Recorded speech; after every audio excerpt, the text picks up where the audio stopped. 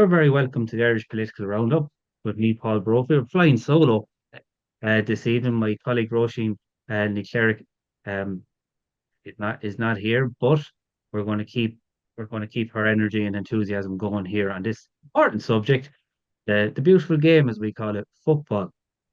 Earlier this week, over 230 million was given to different sports clubs across the country. Soccer clubs or football clubs received 41 million from the government in sports capital. While it's a great boost to local clubs from grassroots all the way up to League of Ireland, soccer or football in this country still has many challenges. We have the FAI who recently launched a new player strategy, which is very ambitious. But given the challenges that the FAI has faced in the last 5 years, there's still a long way to go here. And also, the League of Ireland, while attendances have grown massively in the last few years, which is really positive.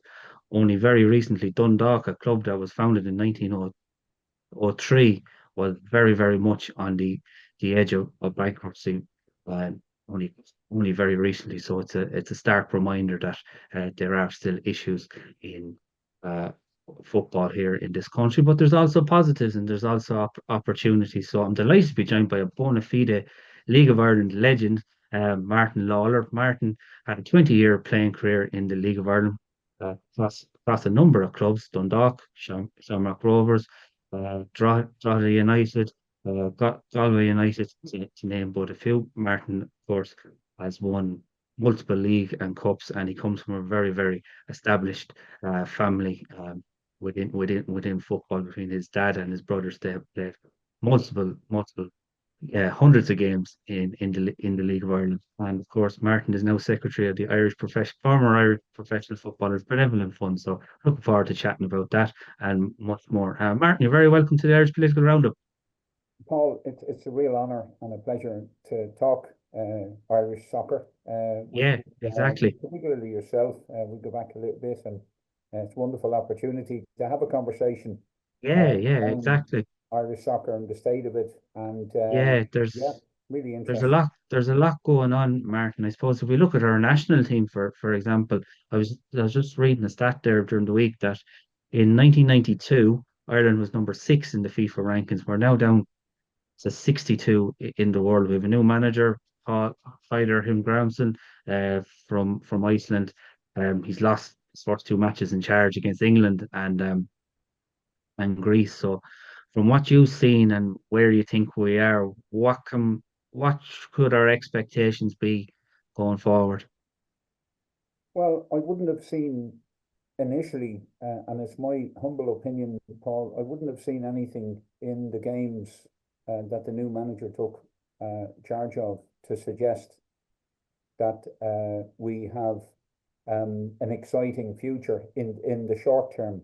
Um, I would point to the fact of all managers should be given a reasonable time frame in which to Exactly. get used to the culture of soccer in Ireland. And when I say soccer in Ireland, the that includes soccer in Ireland a la the predominantly English players that we bring in to play for us who are playing over in England.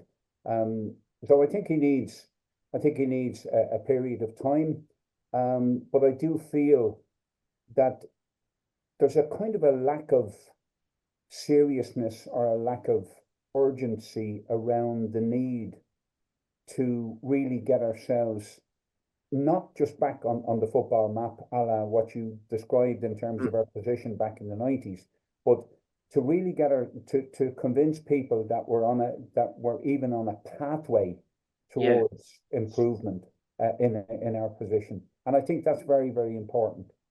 And if you look at the current squad, Martin, there's a lot of young players, and in fairness, Stephen Kenny gave a lot of them their debuts and their heads in international football, which is not always easy, because if you look at the teams in the past, they say when Robbie Keane broke into the Irish Mhm. team back in the late 90s, he had the likes of Niall Quinn and Roy Keane and Dennis Irwin, who were like, great professionals.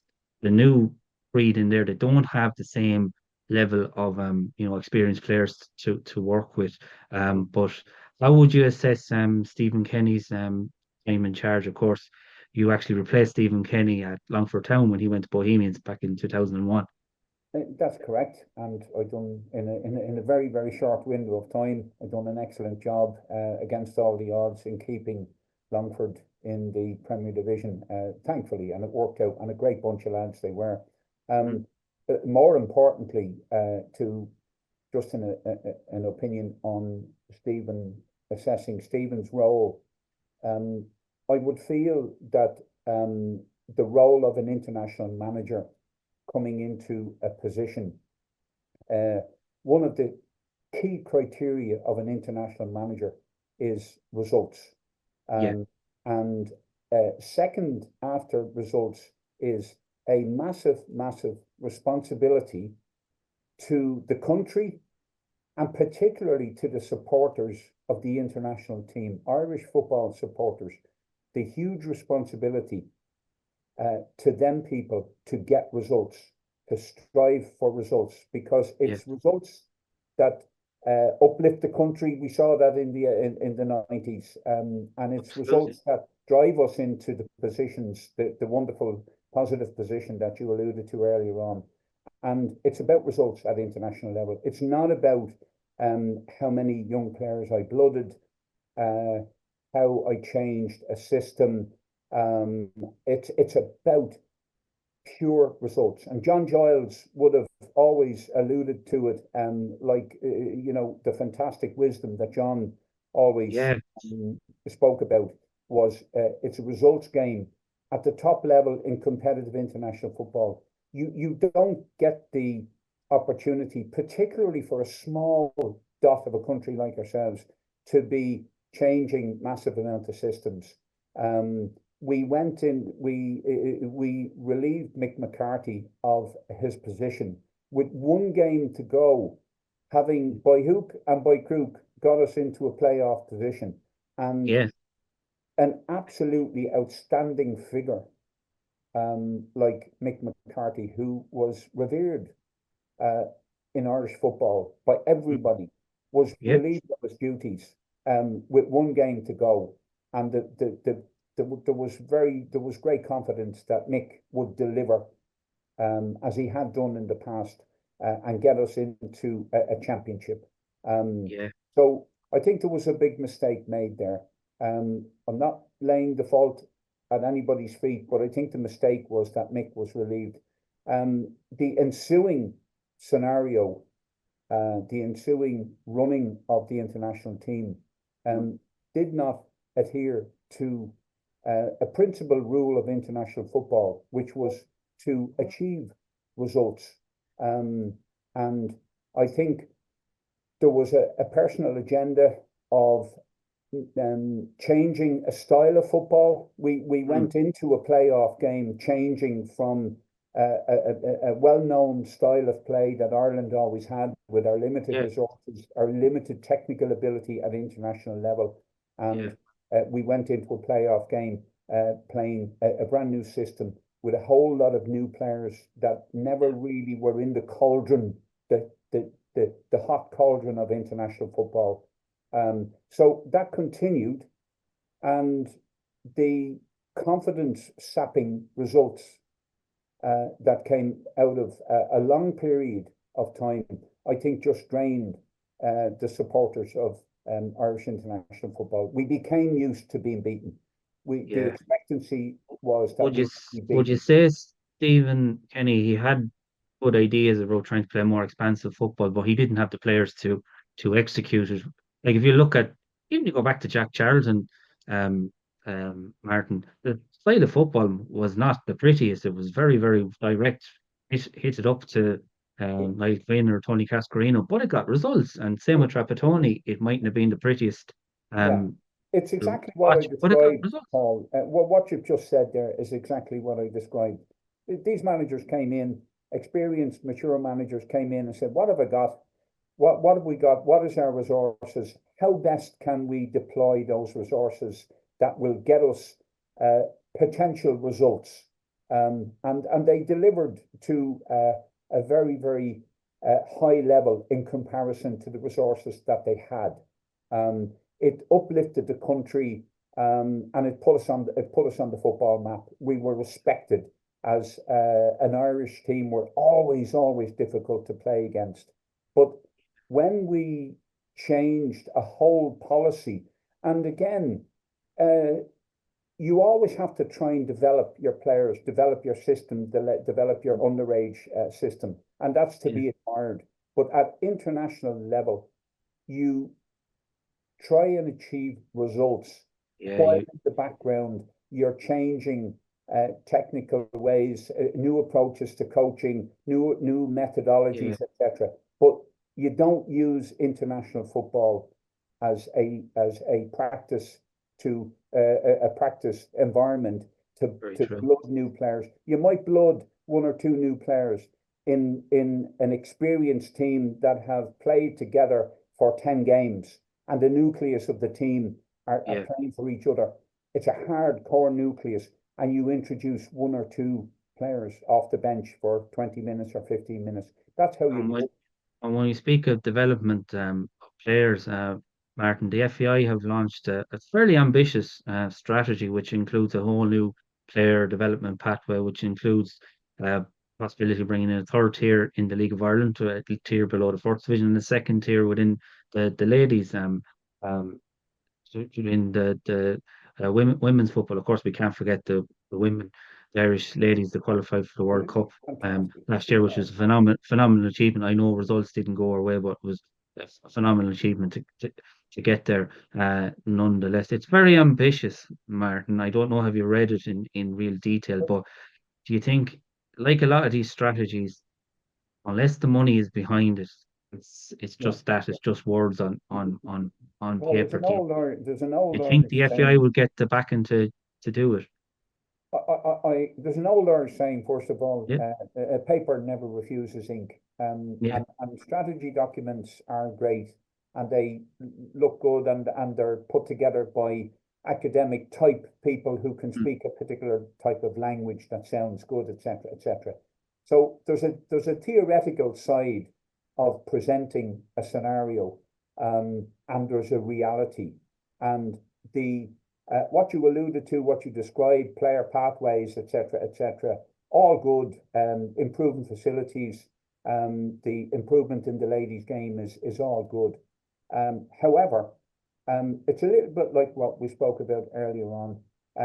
There would be a feeling in Irish football that the Football Association, who do need the support of every single supporter, despite how frustrated they are with the association at this point and in recent years. But there is a need for the association to garner the support. But one of the key messages that people generally in Irish football would feel is that the FAI should simply concentrate on a root and branch approach to change within their own organisation. They have a debt level which is unsustainable. Something in the region of 40 million, I believe, Mark. That's historic. But they have the ability, and they have a wonderful internal team of administrative people within the FAI who are capable of putting a world-class performance behind the leaders of the FAI and delivering to those leaders a level of performance administratively that can turn the Football Association around, reduce their debt, really solidify their platform, and then go back to corporate sponsorship, to the government, to all of the support mechanisms, and then say, guys, we went through a rough period. We've cleaned up our act. We're very solid now. Our debt is down to a quarter of what it was, and now we're looking for your support, because we want to put realistic resources behind all of our plans, player pathways, facilities, etc. And it must, like, I know it's about 5 years since the whole issues with the FAI came into the public domain, and some of the expenditure and the waste of money was shocking. But it's like, it is still tough on football people, like, or people in the FAI who are doing their best, they're working hard, they're trying to move forward, but these kind of things just start, they're still there, like there's still big legacy issues. But um you think if the whole football community rode in behind one another, that they could move forward. Do you know the way they do that, Paul? The leaders of football in this country need to be accountable. They need to Mm, be transparent. They need to listen to the supporters. They need to listen to good, solid opinion that can mm, drive the organization forward. That can make it great again. That can put it on the map, because Irish football um, is part of the biggest global sport around massive, the yeah. world. They have the remit for in Ireland for the biggest global sport on the planet, and you need responsible people. You need people who are empathetic to the Mm, needs of the Irish football supporter, and you need accountability. You need transparency. You can't be hiding around corners yeah. when there's a crisis in the organisation. You need real leaders, and I'm not saying the real leaders aren't there, but I think Mm, there needs to be a bit more transparency in terms of what the plans, what the reality of absolutely. the situation is within the FAI before they start. And again, it's always at times, Paul, when you see these documents launched, these strategies, Yeah. they're in They many look nice and flashy, respects, they're a and cover up. They're a yeah. cover up for the reality that's going on. And we have other Mm, examples in other spheres and other yes, realms in the country at the moment. All of absolutely, these yeah. things are spoken of to cover up what the reality is, the rotten reality, and the Yeah. unfortunate rotten reality of where football is in this country Yeah. at this present time. But I would And always, I would always have ambitious hope and yeah, positivity that football can absolutely. thrive. And the FAI have, they call this, apparently there was talks with the government about applying to the Brexit Adjustment Fund, which is worth, Yeah. there's about 5.4 billion. So for our viewers out there, because of changes in Brexit, youngsters who would have gone abroad to, say, English club, let's take Aston Villa, for example, who would have gone at 16, now they can't go till they're 18. So that has affected clubs in lots of ways. They're not getting the compensation that it is, Mhm.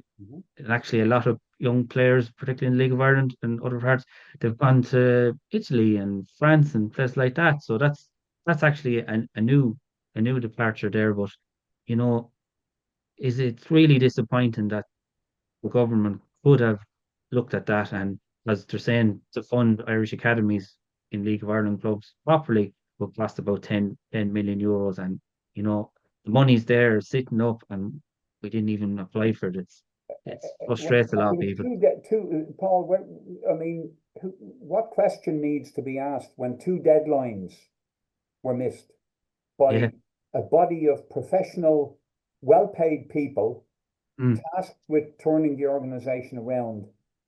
And part of what can turn the organization around is this major chunk of funding that was available to the leading body of soccer in Ireland, and they failed in their collective duty mm, to apply on two deadlines and missed both deadlines. And then we're told crazy. the other day the opportunity no longer exists. Um, and so that's accountability. And you can have an opinion as to you to use particular words to describe that particular scenario. Yeah. And the normal Irish supporter on the ground from Cork or Donegal or Dublin or Athlone or Mm, Waterford would probably use some nice Irish adjectives yeah, to very true. describe that. But that's the type of accountability we're Yeah. talking about. But also as well, Martin, it would have been a great opportunity to actually build a proper footballing industry, because we have people that go off, colleagues, former players like yourself, who've got, lots of coaching badges, pro licenses, Yep. which can be very expensive to do. There's a lot of time, effort, and only so many jobs in football in this country. So it would have been a great opportunity to create a proper industry where coaches can have a real career, real pathway, you know, proper living salary as well. And it's just deadline missed. Paul, that's still possible, and I believe um, very positively that that scenario could be created. Um, I wrote to John Delaney many, many years ago in relation to the setting up of an Irish soccer university with a Oh, whole raft of different levels of study, right from certificate to diploma to degree to PhD, in a wide spectrum of areas um, related to the sport, right yeah, across exactly what you described. Um, that's still a possibility. yeah, And anybody coming out of such a university from Ireland, yeah, particularly with those credentials, could travel all over the world. And, absolutely, yeah, and there are global opportunities. And Ireland could be a hotbed of soccer sciences. It was the University yeah, of Soccer Sciences.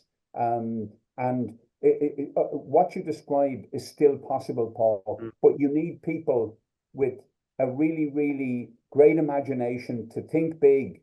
yeah, I was at a tech conference last week, oh yeah, and Minister Dunhu repeatedly in a 15-minute address of the audience spoke about the government's intention to try and get innovation, to to to think big, be bold, act big, and do not be afraid.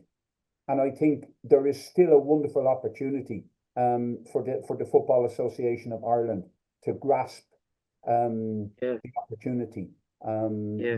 that's there. Because I know not too far away from me down in C2, Southeast Technological University in Carlow, there is Yeah, a very good coaching and business indeed. course that's run by the FAI, and many graduates have gone on and got jobs with it as FAI development officers, and some Yeah. have gone to America and stuff like that. So it's great. So it's great that there's a course there, but we'd really love to have a situation where those people, graduating from that course, that they could find work in Ireland and they didn't have to go abroad. I done a very, very brief, a small bit of research, Paul, on one question around funding. And do you know, in a search of European funding for soccer organizations in the EU, I found about 15 different um, And environments of wow, funding under social, cultural, community, yeah, community yeah, involvement, all of that sort of, more orientated towards a younger cohort of cultural development, social development, civil development, civic mm, development, involving soccer. And there's about 15 organizations. I never wow, hear that conversation from either league clubs, administrators in league clubs saying, "Oh, we seconded two research students, and they've put together an academic paper, research paper that we're going to present to ABC Environment in Europe, and we're hoping to get 2 million in funding from the mm, Horizon 2020 program, yeah, or Europe for Health program, or there's about 15 of them there. You just yeah. don't hear Basically, that. basically, Martin, what you're saying was just about you're thinking outside the box. You know, Absolutely.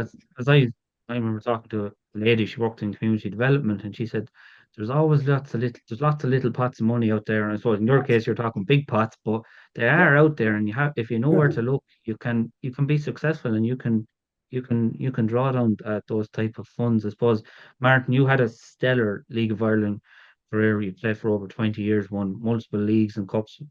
Probably most of your association was with Dundalk, which we'll get to in a Mhm. moment. But despite all the challenges that the FAI has faced, League of Ireland attendances are going up in the last number of years. So that is a big positive, and that's something that the league can obviously build on going forward. It's absolutely wonderful to see it. I've been at a number of games, and what I'm looking at, Paul, is the seed has been planted in the last certainly in the last season, and that seed is engaging young boys and girls from 7, 8, 9 years of age, the scarf, the hat, walking up whatever road it is, whether it's Richmond Road, whether it's into Turner's Cross or whatever it may be, and the appearance of families coming to the games. The raw materials are there for a massive expansion of even with the limited facilities, Paul, that currently exist. The raw materials are there for the massive expansion of attendances to an unheralded level, back to probably the 50s or 60s. Yes. Where if you looked at photographs of crowds, in your soccer, dad's time, for example. Sport, Gaelic soccer, there was no social media. It was a different social structure. But the raw ingredients are there, and the real key to that is coverage by the clubs and by the FAI on the family unit, the father and the mother, or the guardian, or whoever, the partners, bringing the kids to the game, falling in love with the game, and the clubs really reaching out and thanking supporters with messages, with online messages, with YouTube messages, thanking supporters for their unbridled support, even though we don't have proper toilet facilities for you at the moment. We don't have facilities for your children. We don't have healthy food at our games. To meet the needs of people, of the changing family. But the raw ingredients are there, and the attendances are rising, and thankfully they will continue to rise. And as well, Martin, if you love football and you want to learn football, I know once we watch soccer or football on Sky TV or wherever, and I know they can show you every angle, but there's just something there about being at a live match. You just see those little things off the ball and stuff like that, and where the spaces are. You can't see that looking at it on TV. That's how you kind of get to really understand and learn football and love it as well. So my dad used to bring me out to Buckley Park when I was a Can I give you an example of great times of going to a live game? I still to this day have had a number of people who are now adults, now mature adults with their own children, who would meet me and come, or meet me and say, "Man, can I tell you something?" And this is true as God. I don't embellish this whatsoever. One day in Talca Park, or one day in Richmond Park or Oriel Park, or whatever it may be, because I played left back, right? So I'm always near the touchline. I'm taking throw-ins or whatever it may be. And the number of people who have come to me as adults and say, "I still go to the games," or "I bring my own kids to the games." And I remember when I was a kid, when I was 9 years old, you ran into the fence, and I was there with my dad, and you rubbed me on the head, or I was doing ball boy up in Oriel Park, and the ball went over the touchline, and I was the ball boy, and you came thundering towards the ball, and I was, I didn't know what to do. I was so frightened, and I just threw the ball to you, and you said, "Thanks very much," or you patted me on the head. You said, these are moments that children never forget. Seeing a goal, seeing Jackie Jemison doing something special. People can relate to the live games, which is exactly the point you're making, Paul. People who watch a Sky game on TV will never remember 10 years ago what Sky game they watched. If they go to a live game, League of Ireland football, in all sports, and I would put all sports in Ireland, children's lives are changed by magical moments, and those magical moments can be the most simplistic interaction with a player off the pitch, in male and female sport or whatever. those children's lives can be influenced and changed and develop and help them to develop a love of sport in general or Yeah, for exactly. the game through one incident Exactly. in their young life. Exactly. That's very, very true. And Martin, of course, you have a big association with Dundalk. It got very, very scary for their supporters there very recently. Like the club has been in existence since 1903, and it nearly folded and dropped out of the league, towards the end of the season, which would have had a huge impact on the league. I think Shelbourne would have lost 10 points, which Yeah, would have been massive for them going for for the league. I suppose the question is, which amazes me and probably other people, like this club has played in group stages of European competitions, has banked a lot of prize money. yeah. But, where did all the money go? Accountability, Paul.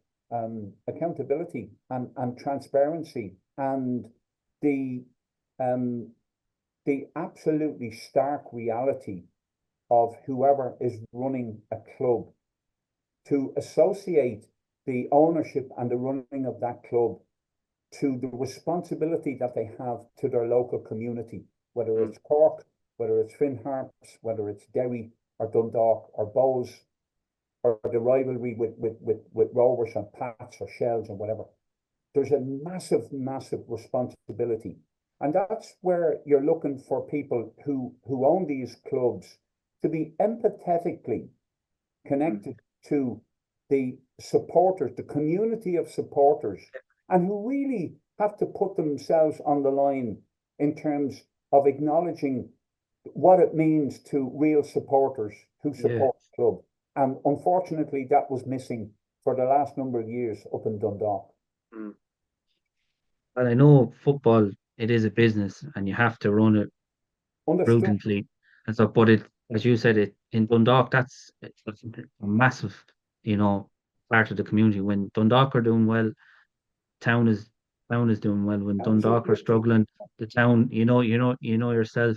So, but what are the lessons that can be learned here? Like if Dundalk get relegated, which it looks very, very likely, there's going to have to be big changes. I was listening to a podcast with the new owner, John Yeah, John Temple, and he said the creditors banging the door down every day. And yeah, Stephen McGuinness was up there with the PFAI saying the catering company are owed massive money, the kit supplier are owed massive amounts of money, and then you have lads.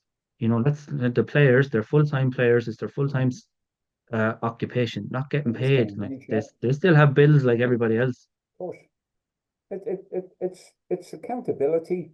It's systems being monitored by the licensing Mm. committee of the Football Association, and it's the need, if you want to maintain a strong football presence and build on that confidently, Mm. to enable that confidence to attract sponsors, Paul, into the game, Yeah, right? yeah, You need accountability. You need quarterly management accounts to be absolutely.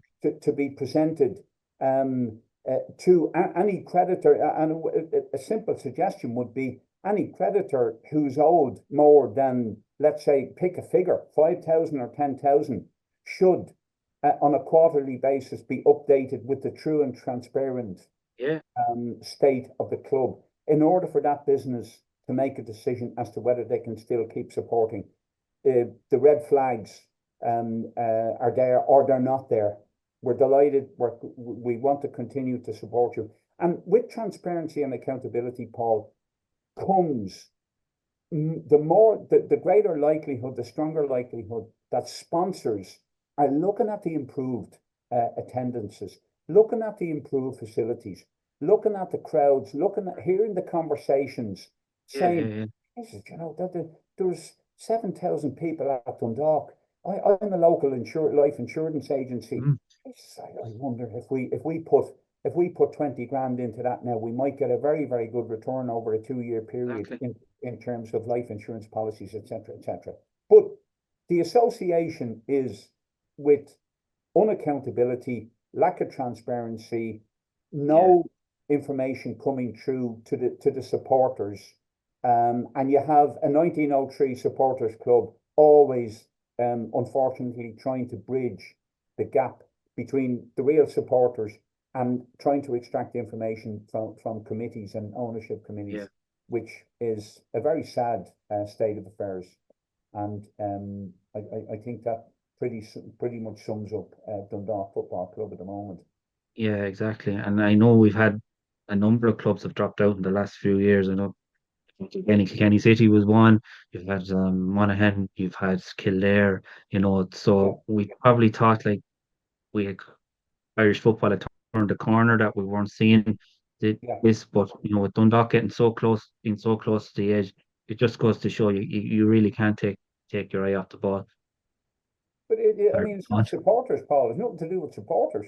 The supporters are there through thick and thin. For look at Cork. It Mm, went down to the first division last year. They're fantastic support in first division. It's the running of the clubs and the responsibility. I said it earlier on. It's the yeah, empathetic responsibility that the owner should have and the commitment to the supporters groups um, yeah. to run the club properly.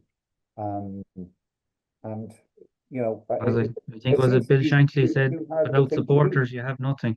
And without supporters, you have nothing. And that's like what we alluded to at the very start of the conversation Mm, about the Irish manager has a responsibility to the supporters. The supporters are the sport. The guys who end up pulling the jersey on with privilege to wear a badge for a Shells badge or a Pats badge or a Cork or Waterford, Donegal, mm, Harps, whoever wears that is privileged to wear that. Um, it makes a big commitment, but they are representing a whole industry, a whole group of people who give their time and give their passion to making yeah, clubs a success.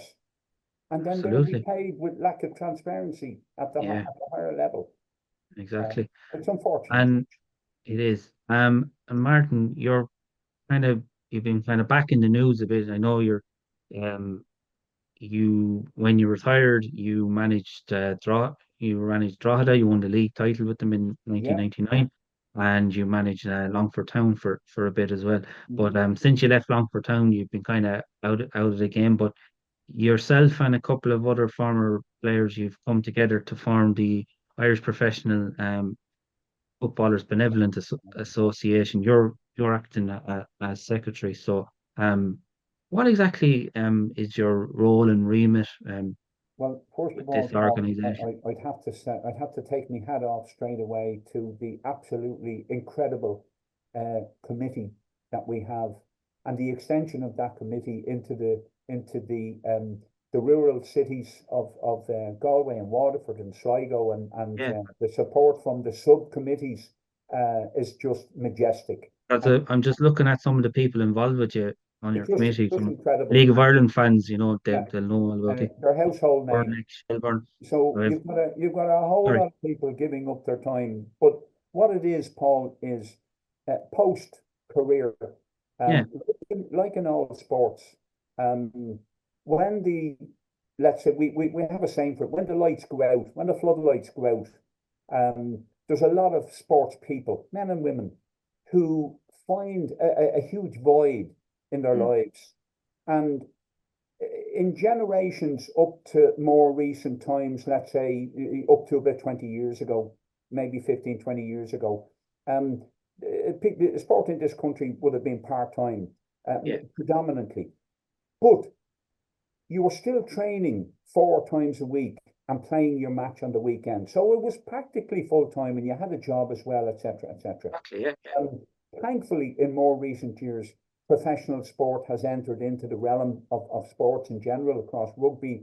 The Gaelic, we know there's it's not professional, but there's a lot of pluses for an intercounty Gaelic player. Soccer has become professional, but still, when the lights go out, you've got this massive void yeah, of what you did from the time you were knee high in terms of the game that you loved, the sport that you loved. And that void is very, very difficult, extremely difficult for quite a high percentage of people yeah. to handle. It affects their family life.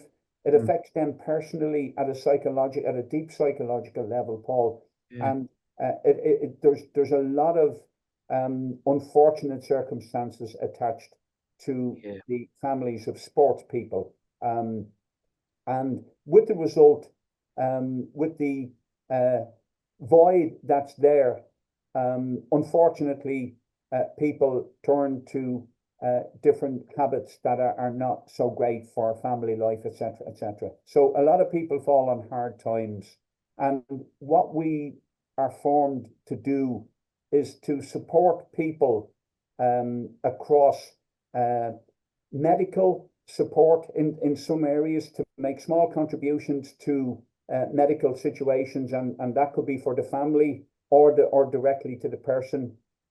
Psychological services in terms of support of mental and psychological health, and also to help in further education, back to education principles, etc., etc.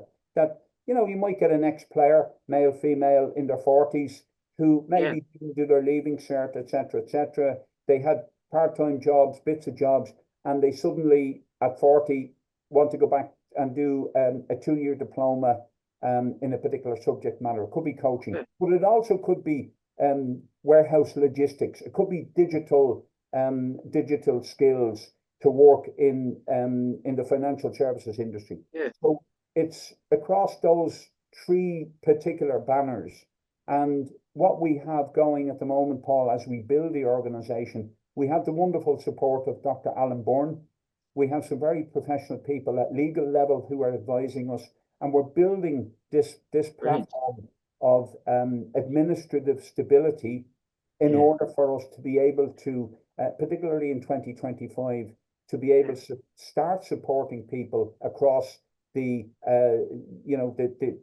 medical, psychological, and educational, those 3 areas predominantly. And the one thing about sport that I find is mad, like, let's say a player, he said 35, 36, or she's 35, 36, they're classed, oh, you're over the hill. Whereas in any other walk of life, 36, 37, you're hitting your prime, you're becoming, you're only kind of starting to, find your, find your strengths, find your way in the world, and, start to make the contribution that you want to make. But, when you hit a certain age in sport, you just, sorry, that's it, you're gone. It's unfortunate, but I suppose that's probably one of the hard things that people face. I'm sure you went through it yourself in your own playing days, Martin, and I'm sure you see it with a lot of people. It's a huge adjustment. There's no crowds anymore. There's no radio interviews. There's no television interviews. There's no pieces in the magazines and the papers, and that's not why you do it. It's more the bigger side of it, Paul, is the application side of the habitual, lifelong habits that you got training since you were, 9 or 10 years of age, 3 times a week, 4 times a week. And how you applied, how you fitted all that training into your personal life, and you're just so programmed into those habits that suddenly one day comes along, and the kind of the gods come along and say to you, Martin, you're not training anymore. You don't need to go training on Tuesday, Thursday, Saturday mornings, and you're not playing on Sundays anymore, and all of that sort of stuff. So it's a huge void, and unfortunately, as I said, Paul, quite a considerable number of people fail to make the transition to a level of contentment in their life that they can carry on to a scenario where they can confidently say, my career didn't define me as a person. It was part of who I was in a previous existence as a sports person, but it didn't define me. And would you work with people, Martin, who might have got like a very bad injury very young, and then that to retire early as well? Yes, you would. If we had, you see, the PFA, the Professional Footballers Association, they do a fantastic job, Paul, supporting the current players in their career. But the Benevolent Association comes in a situation whereby if a young player, let's say, got a really, really bad ACL at Yeah. 28 years of age, height of their career, the Yeah. PFA can, under their remit, can only support that player for one more year, for 12 months post a career retirement Okay. through injury. So at Okay. 29 years of age, Paul Brophy, young player, great, top of his prime, as is cut loose into the world. His ACL is irreparable damaged, and the PFA were only able to support him for 1 year. What am I going to do? Where am I going to turn? I had a full-time contract. Do I go back to education? How do I handle not being able to play at any serious level anymore? And that's where the Benevolent Association would potentially step up and say, look, in a small way, Paul, we might be able to make a small support gesture in terms of, depending on what your circumstances are, depending on what your ambitions are, depending on the state of your emotional and your medical condition. Or you might want to, let's say, God, I really need to get myself educated now. So there are the Exactly. three areas that And we do. we've spoken, Martin, and in other platforms as well about the whole wellness and mental health Yeah, and things like that, yeah, which is an area you're very, very heavily involved in. I yeah. know from chatting to you, any player that comes to yourselves, I know you look at it in a holistic way.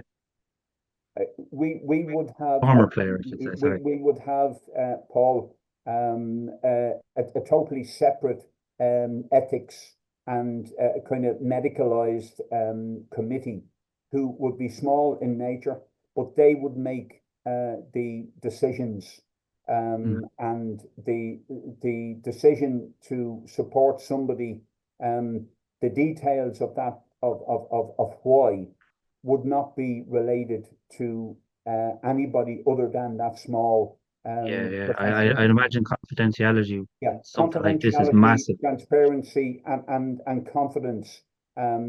It would be the hallmarks of what we of how we support people. Because if in anything, Paul, trust is the real is the golden nugget that helps people to believe that they can be helped. Because a lot of people who are vulnerable sometimes feel, I can't reach out because you know, some people will know about me or whatever it may be. So trust is the absolute core of what we're looking to do, and the basis on which we want to engage with people.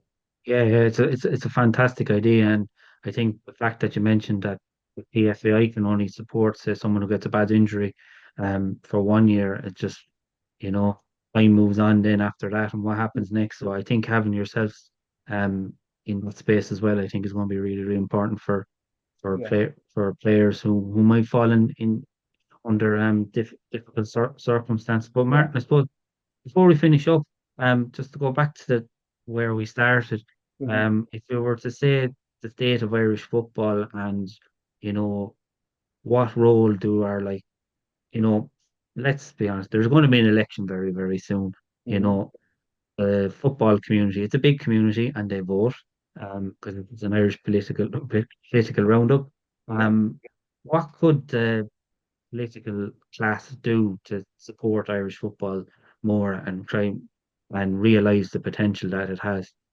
The political class could um, access academic research based on the investment in soccer sport being the biggest sport in the world. Okay. And that research should be able to yield for the politicians the civil and social and community effects on getting young children involved in the biggest sport in the world. The the knock-on effect, the knock-on positive effect of being involved in sport in the reduction of crime, the learning of the principles of respect, of dignity, of teamwork, of discipline, and a whole lot of other plaudits that we could throw at young people. But that's what soccer sport, and I will include, because I'm a general sports advocator, but we're talking about soccer sport. Mm. And if the politicians only took the time to do that research or to conduct that research, they would find the cost of investment in that area, in terms of building stadiums, in terms of making those stadiums the focal point of communities for young people to congregate, to be involved, to go to their games, to learn that sport has, can be such an uplifting experience. It can bring them on their travels. Like Shamrock Rovers will play 6 or 8 games in Europe, and it'll bring their young supporters to various countries around Europe. So if politics looked at the beneficial effect of investment, they would see the lack of crime statistics falling, and so many other positive effects on civil society that make it a viable economic reason to invest the millions and millions that are available to be invested in a sport that's global.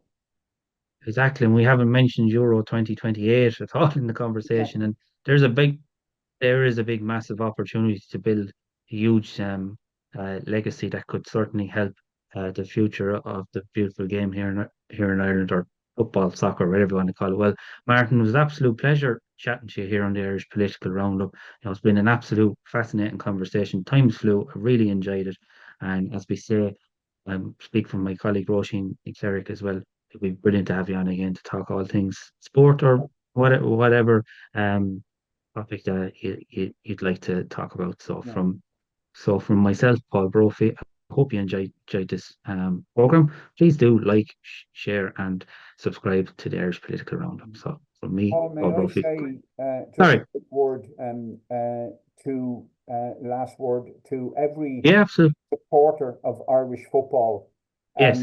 Keep the faith, to look past the inadequacies that we have at the moment, and to always look positively about what we can achieve as a collective body of people, because the Irish soccer supporter deserves success, and it will come if we all work together.